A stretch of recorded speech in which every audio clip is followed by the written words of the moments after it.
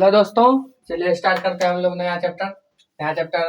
मतलब कि वास्तविक संख्या रियल नंबर ही चल रही है, लेकिन उसमें प्रश्नावली 1.0 से लेकर के 1.1 खत्म हो चुकी है आपके। तो चलिए 1.1 में पहला क्वेश्चन का निम्नलिखित संख्याओं को अभाज्य गुणनखंड के गुणनफल के रूप में व्यक्त कीजिए। तो चलिए इनको व्यक्त करते हैं अभाज्य गुणनखंड विधि से। पहला पहला आपका सवाल है, सॉल्व करते हैं। पहला एक नंबर का 140, ये है ना 140 है। तो अभाज्य गुणनखंड विधि से किस तरह करते हैं, चलिए आइए देखिए। इसको पहले 2 से खिलाएंगे, आप लोगों को आता है अभाज्य गुणनखंड निकालने के लिए। 2 से खिलाएंगे कितना आएगा, 70 आएगा। 2 से खिलाएंगे 35 आएगा।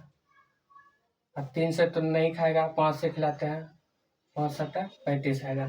तो चलिए यहाँ आ गया। तो यहाँ आप क्या करना है, यहाँ कुछ नहीं करना है, बस ये जो 140 है इसको यहाँ लिख देना है।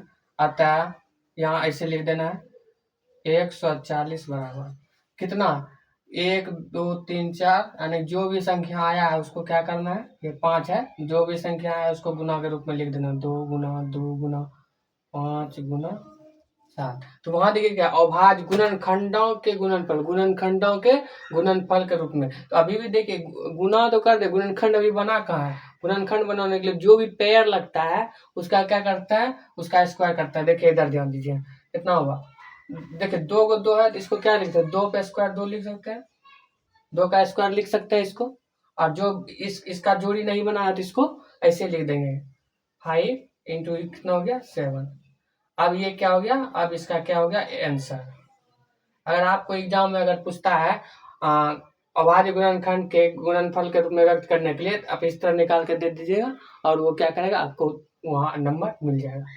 पहला अगर आप समझ गए तो चलिए दूसरे पे ध्यान देते हैं। दूसरा देखिए क्या कहता है, वही है दूसरा भी 102 नंबर में 156 का निकालना, 156 का वही निकालेंगे। 2 से खिलाएंगे 2 7 14 2 8 16, फिर 2 से खिलाएंगे 2 3 6 2 9 18। 2 से तो नहीं खाएगा, विषम हो गया, दोनों तो विषम है तो 2 से नहीं खाएगा। विषम संख्या मैंने बताया, विषम संख्या सम संख्या भाज्य संख्या अभाज्य संख्या सारा चीज मैंने बताया। जाकर आप यूट्यूब पे, हमारे यूट्यूब पे जाकर देख सकते हैं। यूट्यूब चैनल आप लोगों को पता है, यूट्यूब में चैनल है, यूट्यूब चैनल है। एट द रेट देना है, बड़ी भी देना है, तब लिखना बिहारी मैथ वाला।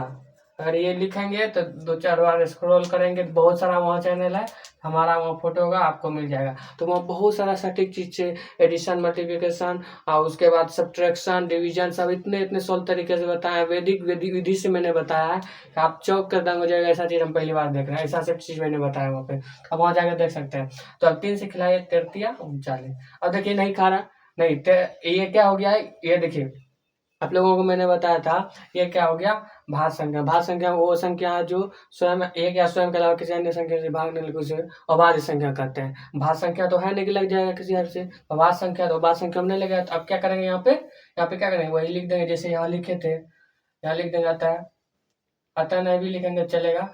156 बराबर 2 इंटू 2 इंटू 3 इंटू 30 हो गया। अभी भी गुणनखंड के रूप में लिखना है, इसको क्या करना है, जो पेयर लग रहा है उसका स्क्वायर कर देना है। 2 का स्क्वायर हो गया गुना 3 हो गया, और ये क्या हो गया 13 हो गया। ये क्या हो गया, आपका उत्तर हो गया। क्या हो गया, ये उत्तर हो गया। यहाँ से आपका क्या हो गया, ये उत्तर हो गया। यही क्या हो गया आपका आंसर। जो भी बच्चे हमसे अभी तक नहीं जुड़े हैं वो बच्चे अवश्य जुड़े, आपको देखने को मिलेगा कि बहुत अच्छी अच्छी चीजें यहाँ पर। चलिए 3 नंबर स्टार्ट करते हैं। 38 25, 38 और 25 का देखिए निकालते हैं। चलिए निकल जाए। देखिए 8 3 11 11 13 13 5 18, 3 बार में खा सकता है, 2 बार में तो नहीं खाएगा, 3 बार में खा सकता है। 3 3 दूना 6 3 7 हाँ 3 बार में खा सकता है, 3 बार में खिलाए। 1 3 4 के 3 दूना 3 दूना 6 3 दूना 6 हो गया, 2 हो गया, 3 7 21 हो गया, 3 बचा 15। हाँ 3 बार में खा गया।